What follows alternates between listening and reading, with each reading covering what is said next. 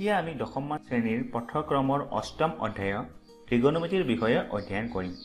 ত্ৰিগোণমিতি শব্দটো আচলতে তিনিটা গ্ৰীক শব্দ ত্ৰাই, গণ আৰু মেট্ৰণেৰে গঠিত, যাৰ অৰ্থ হ'ল ত্ৰিভুজৰ যুগ্মা। গতিকে ত্ৰিগোণমিতি হ'ল গণিতৰ এনে এটা শাখা য'ত আমি সাধাৰণতে ত্ৰিভুজৰ বাহু আৰু কোণ সম্পৰ্কীয় যুগ্মকৰ বিষয়ে আলোচনা কৰোঁ।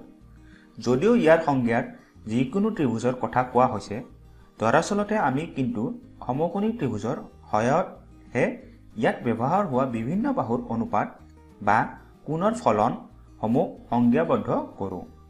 আমি জানো যে সমকোণী ত্ৰিভুজ হ'ল এনেবোৰ ত্ৰিভুজ যাৰ যিকোনো এটা কোণৰ মান সমকোণ অৰ্থাৎ 90 ডিগ্ৰী। সমকোণী ত্ৰিভুজৰ সমকোণ সংলগ্ন বাহু দুটাৰ অৰ্থাৎ যি দুটা বাহুৰে সমকোণটো গঠিত হৈছে তাৰ যিকোনো এটা বাহুক লম্ব মানে পাৰপেণ্ডিকুলাৰ আৰু তাৰ আনটো বাহুক ভূমি মানে বেছ বোলা হয়।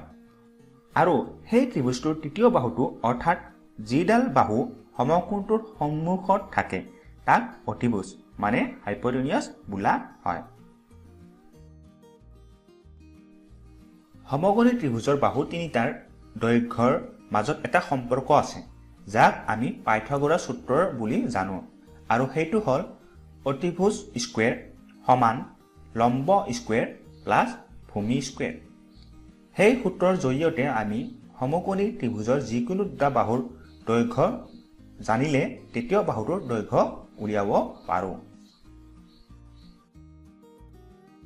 ত্ৰিগোণমিতিৰ প্ৰথমতে উদ্ভাৱন হৈছিল দূৰত্ব আৰু উচ্চতাৰ মাজত সম্পৰ্কৰ জৰিয়তে কোনো ওখ বস্তুৰ উচ্চতাক গণিতৰ সহায়ত ফিটা বা স্কেলেৰে নোজোখাকৈ নিৰূপণ কৰিবলৈ।